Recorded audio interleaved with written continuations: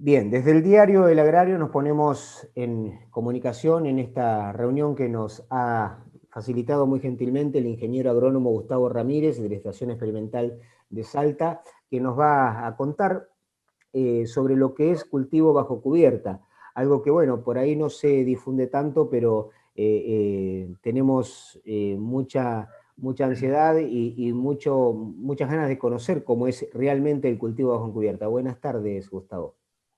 Hola, ¿qué tal? Buenas tardes, Cristian. ¿Cómo Muy estás? bien, muy bien, muy bien. Gustavo, puntualmente, ¿dónde está ubicada la estación experimental donde vos desarrollás tu tarea? Bien, yo estoy trabajando actualmente en la estación experimental del INTA Salta, Ajá. que está en la localidad de Cerrillos, acá muy Ujú. cerquita de la capital de Salta. Bien. Eh, Salta la linda. pero bueno, trabajé 10 años en Apolinario Saravia, Ajá. que está a 260 kilómetros de acá de la capital, Ujú. donde es una zona de producción hortícola que con el tiempo se fue consolidando, digamos, Ujú. y hoy tiene mucha de su producción presencia en los principales mercados consumidores. Claro. Ingeniero, ¿qué es puntualmente el cultivo bajo cubierta? Bien, el cultivo bajo cubierta se trata de cultivos protegidos, protegidos con alguna, de manera artificial, ¿tá? Ujú. Protegidos de las inclemencias climáticas. Ujú.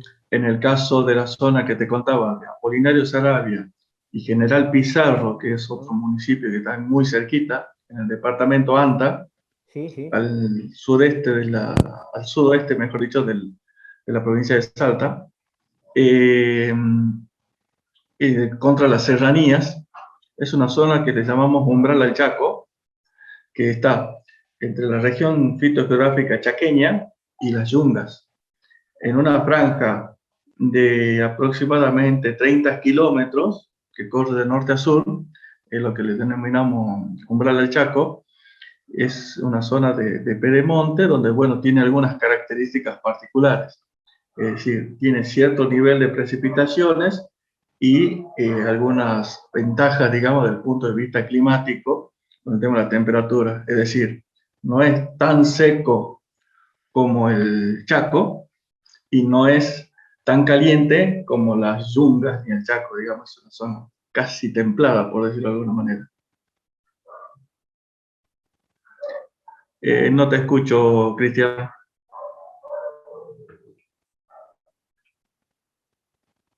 ¿Ahora me escuchás? Ahora sí, ahora Bien, sí. perfecto.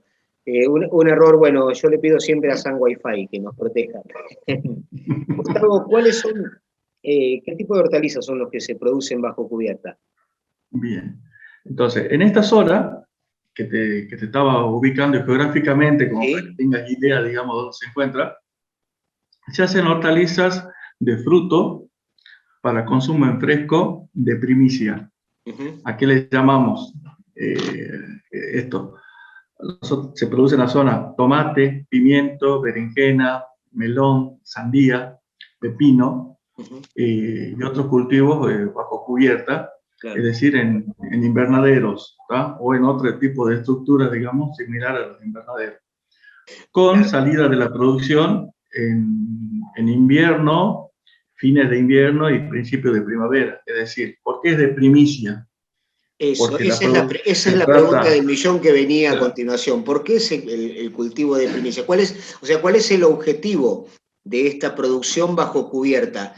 ¿Cubrir el mercado en temporadas donde la fruta o la hortaliza no debería estar lista para el consumo? ¿Cuál es el objetivo puntual?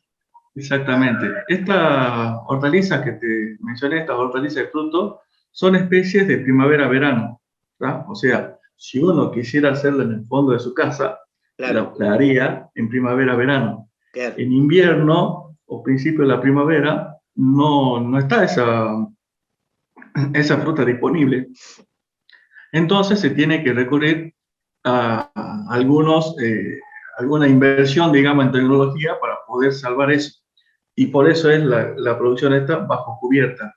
Claro. Se le dan condiciones de temperatura para que tengan el clima, digamos, adecuado para que se puedan crecer y además la protegemos de heladas, ¿tá? Bien. Entonces, nosotros salimos con producción en invierno y principio de la primavera, cuando en el sur del país o en los principales mercados de consumo, por ahí no pueden hacer esas hortalizas en su zona. Hay otras zonas acá en Salta y en Jujuy, más al norte, donde tienen la ventaja geográfica de que no tienen heladas. Entonces ellos no necesitan tener cultivo bajo cubierta para poder salir en primicia. Nosotros en esta zona, para poder salir en primicia, tenemos que invertir, digamos, en invernáculos. ¿Hay alguna variedad en especial, Gustavo, que ustedes le den prioridad, digamos, a este cultivo de primicia por una cuestión de consumo, de mercado, bueno, llamémosle como quieran o explícame vos cuál es el motivo, pero ¿hay alguna variedad en especial? A ver, de estas especies que te mencioné, principalmente es el tomate, digamos, el que representa el mayor porcentaje, digamos, de producción. Y de los tomates, bueno, vos sabés de que existe el tomate para el consumidor, el perita y el redondo, como dos grandes grupos, digamos. Bueno, lo que más se hace en esta zona son tomates perita, y algo de redondo, pero no es tanto. En cambio, la zona de Corrientes, donde también por ahí se podría decir de que es competidora, digamos, con esta zona, que también hacen tomates bajo cubierta, creo que el mayor porcentaje lo llevan los redondos, tomates redondos. Toda la producción esta que se hace va con destino al consumo en fresco, es decir, no se industrializa esta producción. Claro. Y el desarrollo de esa hortaliza, ¿es desde la semilla hasta el fruto o hay algún proceso en el medio? Por ejemplo, desde que se hace el plantín pasa a una temperatura de campo abierto para ponerle un nombre y luego vuelve invernadero. ¿Cómo sería el proceso? ¿Es de inicio hasta el final? Sí, bueno, mira, la producción se hace del inicio al fin, ya desde la semilla. El plantín o el almácigo se hace en plantinera que ya de a poco, digamos, dejó de hacerlo el propio productor. Hoy directamente el productor envía la semilla a una plantinera que le brinda el servicio de producir el plantín y le traen ya los plantines hechos.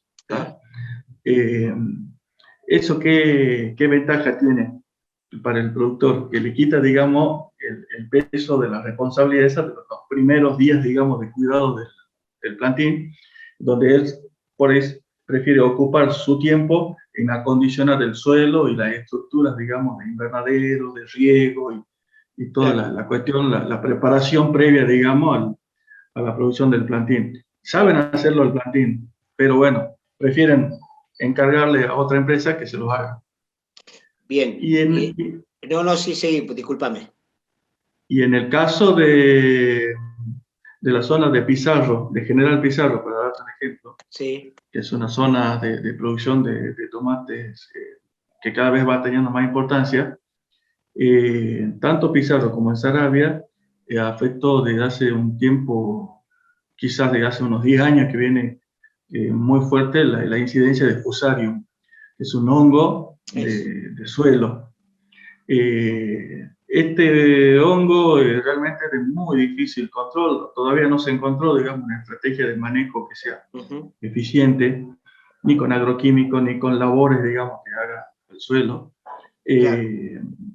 Realmente hizo bajar muchísimo los rendimientos, pero desde hace 5 años, y sobre todo en Pizarro, los productores empezaron a incorporar la tecnología del injerto, o sea, directamente compran tomates injertados, plantines de tomate injertado. Que por ahí ¿En ese proceso del injerto interviene el INTA o son procesos que se contratan afuera, digamos, a tercerizados o a productores externos o ingenieros externos? Bien, el servicio del injerto lo hacen plantineras que están especializadas en el tema y no son muchas en el país. Son contadas con los dedos de la mano, digamos, que hacen. Claro, sobre todo a una gran producción, porque no es un injerto de una planta. Claro. Exactamente.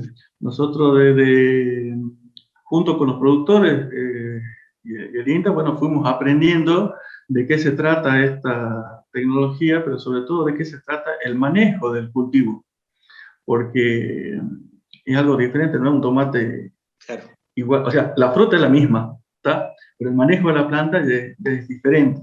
Claro. Incluso desde el INTA se capacitó a algunos productores para que aprendan a hacer los injertos, y realmente tuvieron muy buenos resultados, digamos. Pero también estamos con la otra cuestión que te contaba recién, y que por ahí prefieren esa parte dársela a una empresa que lo haga, aunque ellos lo sepan hacer.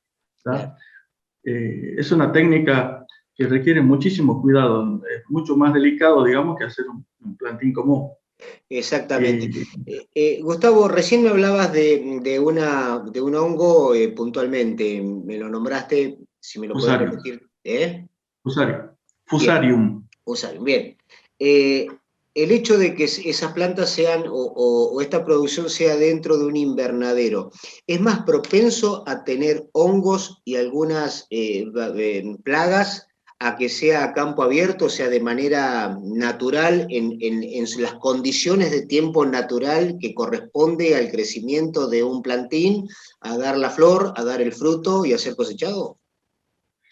Seguro que sí, seguro que sí.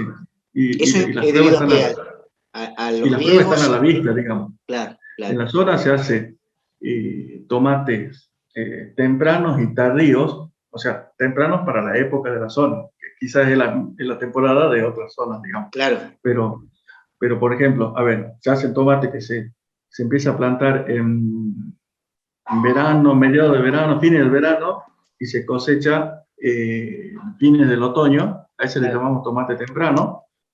Ese tomate se hace a campo, o sea, no se hace bajo cubierta, ¿tá? Se hace al aire libre, digamos, por decirlo de una manera más sencilla. Exactamente. Estas plantas realmente no son atacadas por Fusarium, ¿tá? Tienen otros problemas de plagas, ¿tá?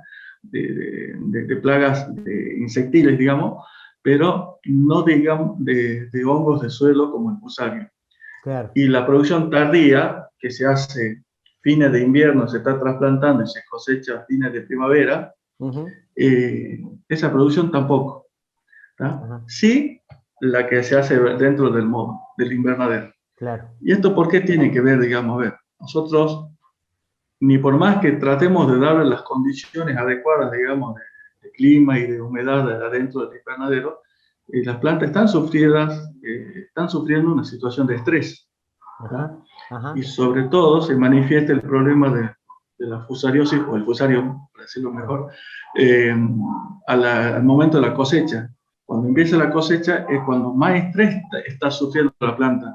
Porque, a ver, está tratando de alimentarse con todas sus fuerzas, tratando de tomar del suelo el agua y los fertilizantes, en una situación de un ambiente donde quizás ya le empieza a faltar el oxígeno, ya tiene un tamaño demasiado grande. Y es cuando la planta como que siente que no le da el cuero para alimentarse, claro. El sistema vascular lo tiene afectado, claro, y cae. Con la tecnología del injerto esto no pasa. Claro. Los tomates injertados llegan a cosechar con muy buenos niveles de producción, no sufren para nada Fusarium, porque la raíz o el pie, por decirlo de la manera más correcta, el pie es un pie muy vigoroso y con tolerancias y hasta resistencias a Fusarium, nematodes y otros patógenos, digamos, del suelo. Claro. Tiene tanto poder de enraizamiento, tanto vigor, que termina ganándole, digamos, al hongo y a los nematodes. Claro. Ahora, es tan vigorosa que ese vigor lo transmite la copa. Claro. La copa, que es el tomate que uno cosecha, es la misma variedad que ellos venían haciendo directamente del plantín que producían. O sea, sigue siendo el mismo tomate, el mismo híbrido que ellos elijan, de perita o de redondo, es el mismo. Lo que cambia es el pie, pero la planta es tan vigorosa que hay que aprender a manejarla. Ya no se hacen con la misma densidad de plantas, se usa menos cantidad de plantas. Exactamente, exactamente, te entiendo perfectamente. Los invernaderos que aproximadamente, ¿qué medidas tienen los que ustedes utilizan desde el instituto o los que tienen en funcionamiento en este momento? Para que la gente se pueda dar una idea de las dimensiones, ¿no? De lo que estamos hablando. Sí, a ver, nosotros recomendamos, porque una cosa es, a ver, nosotros como técnicos asesoramos, digamos, cuál es la mejor tecnología que podría adoptar el productor. El productor es el que ve qué tecnología está dispuesto a hacer, ¿tá? Y en el medio, digamos, terminamos negociando y se termina haciendo algo, digamos, de acuerdo a lo que uno recomienda, a lo que él puede, a lo que Claro, realmente se hace, claro. ¿tá? Entonces, a ver, hoy lo que predomina, digamos, en la zona son estructuras que le llaman módulos, no son típicamente invernaderos como uno lo conoce, Ajá. tipo capilla. Sí, sí. La mayor parte de estos que se hacen en la zona son de techo plano, tienen 2,20 m de altura y generalmente lo están haciendo de 1 hectárea, de 100 por 100. Claro. De 100%. El tema este que entonces uno entra y hace de cuenta que tenés una cuadra, ¿tá?, de un barrio, toda plastificada, ¿tá? El techo y paredes transparente para que pase la luz, me imagino. Exactamente, exactamente. Y después palo y alambre, ¿tá? Postes verticales y alambres en sentido longitudinal y transversal. Hay que entrar en musculosa, supongo. Sí, o sea, cuando uno hace, digamos, el estudio de esta estructura, el estudio más científico, por decirlo de alguna manera, ve de que es lo menos eficiente, digamos, como térmicamente. Claro. Son fríos en invierno y son muy calientes en primavera y verano. Claro, porque 2,5 Pero metros está muy cerca del suelo, digamos, ¿no? Claro, cuando el cultivo empieza a tomar altura, que esto es lo que pasaba con el tema del fusarium, llega hasta cerca del techo de la planta y la cantidad de oxígeno disminuye un montón. Entonces, todo eso ocasiona situaciones de estrés. Claro. Pero ¿por qué lo hace el productor en ese sistema? Porque es más fácil. Lo hace él. Claro. No necesita contratar personal especializado para que le construya esta estructura. Él mismo puede poner el plástico, techar, destechar. Si ocurre algún problema con el viento, que le voltea algún palo o lo voltea al invernadero, lo pueden volver a levantar enseguida. En el momento. No tienen ningún riesgo, digamos,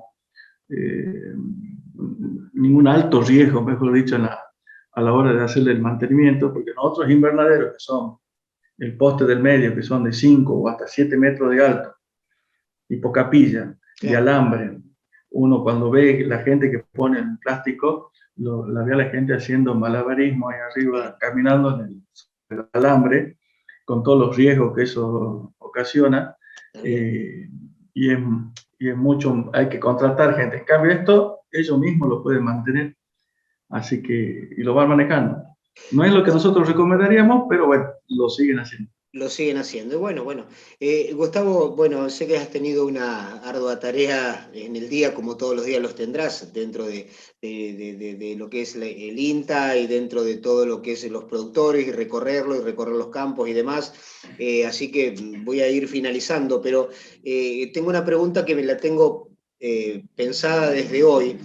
Porque me imagino que ante toda producción, todo trabajo de lo que es combatir esas enfermedades, esos hongos que son más propensos a estar bajo invernáculos o bueno, todas estas condiciones que son anormales a lo que es la cultura de una planta, me imagino que esa hortaliza, esa fruta o fruto, cuando llega al mercado, ¿el precio es el mismo del que está puesto en el mercado en épocas normales o en condiciones normales? No sé el precio en el mercado, pero el precio en el campo de acá, de esta zona, sí es diferente. O sea, a ver. Entonces te aseguro que sí. Lleva una inversión muy grande. Por eso. Muy grande la inversión. Imagínate, y no es un plástico cualquiera el que lleva, es un plástico de invernadero, digamos. Son plásticos que existen en las radiaciones, que pueden durar 3 años puestos.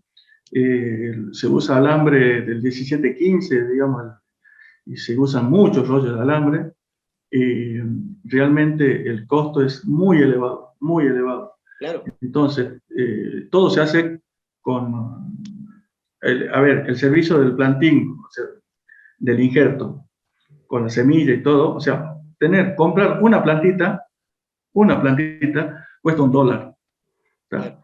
Y se están poniendo más o menos 7.000 plantas por hectárea. ¿Tá? Tenemos $7.000 solamente en la plantita. ¿Tá? La estructura del invernadero y todo, realmente es muy caro, se hace todo con riego por goteo y fertirriego. Muchos productores están empezando a contratar asesores para que acompañen, digamos, en el manejo de la finca. Son productores medianos, o sea, no se trata de grandes productores, son productores que tienen 5 hectáreas, 6 hectáreas, digamos, claro. O sea, no se trata de productores muy grandes, son productores familiares, capitalizados. Claro. Entonces, semejante inversión tiene que pagarse. No, es por que aparte estamos hablando de una fruta que es primicia, como vos me dijiste al principio, y la fruta primicia tiene el costo tiene de tiene que sacar fruta en época donde no hay en el mercado, claro. Pero además esa fruta tiene que ser de calidad, ¿tá? Tiene que ser un muy buen producto. Toda la producción que sale de acá se manda a Buenos Aires, Córdoba, Mendoza, Rosario. Muy poco es lo que se consume en el mercado local, porque no es un mercado que digamos que puede pagar. Nosotros estamos a 20 horas de viaje, 20, 22 horas de las frutas llegan hasta el mercado. Entonces tiene que llegar en buenas condiciones, con buena calidad.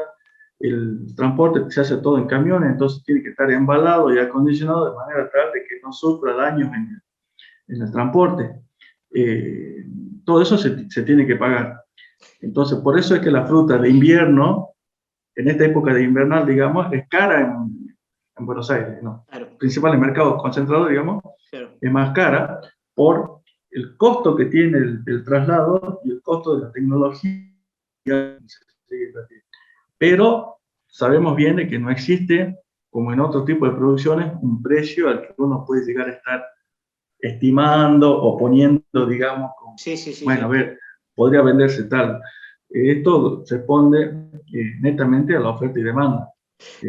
Toda la producción de lo que es bajo cubierta es únicamente para consumo interno, ¿verdad? O sea, para consumo argentino. No se piensa o no se está hablando o no se habló de exportación.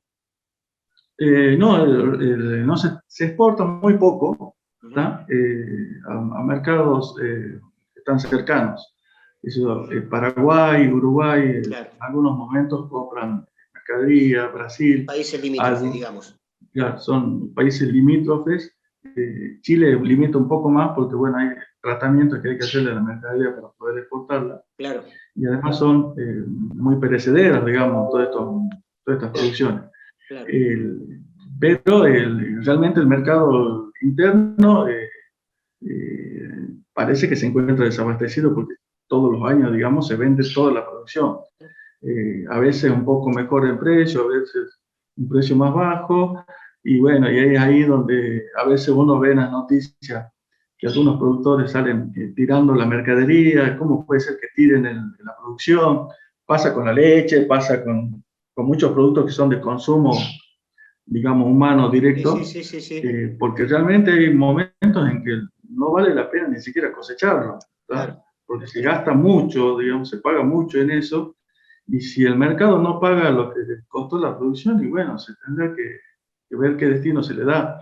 Exacto. Se probaron intentos de hacer industria acá en la zona para procesar, digamos, el exceso ese de mercadería que ocurre en determinados momentos, pero estamos hablando de excesos puntuales que se producen en determinados años, no siempre. Claro. Entonces, una industria de enlatado o de fábrica de puré de tomate, por ejemplo, no puede trabajar con lo que queda en la finca de descarte. Tiene que tener un abastecimiento constante de producción.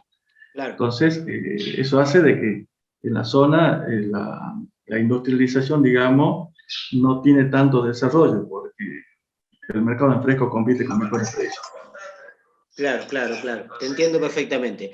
Bueno, Gustavo, no te entretengo más. Ha sido un placer hablar contigo. Gustavo Ramírez, ingeniero agrónomo del INTA, en la Estación Experimental de Salta. Y bueno, vamos a redactar, vamos a transcribir toda esta nota que va a salir en nuestro diario, que es el diario El Agrario. Y una nota más y una entrevista más a un productor que realmente está de cerca al cultivo, y en este caso al cultivo bajo cubierta. Muchísimas gracias, Gustavo. Bueno, Cristian, gracias a vos y bueno, a disponibilidad siempre. Bien. Hay un temita que por ahí quizás te puede llegar a interesar, ¿Cómo no? porque también lo manejo, el tema de la producción de maní, ¿Cómo no? Sí, pero de sí, maní, ¿cómo no? de maní confitero, del que Bien, se hace acá en la zona, bien, que es el maní bayo boliviano. No bien. sé si habrás probado ese maní que se Lo vamos vende a charlar, pero en caja, en vaina. le vamos a dar un sector en especial, porque se merece dedicárselo, ¿no? Sí, Con así mucho que gusto. cuando quieras ¿Cómo no? podemos hablar. Con mucho Bueno, gusto, nos vamos a Cristian, poner de acuerdo. Gustavo, un muchísimas gracias gustazo. nuevamente desde el diario El Agrario, te agradecemos muchísimo este tiempo que has dedicado para nosotros. Gracias a vos, Adiós, Cristian. Un adiós, gusto. gracias, Chao, hasta hasta luego. luego. Hasta luego.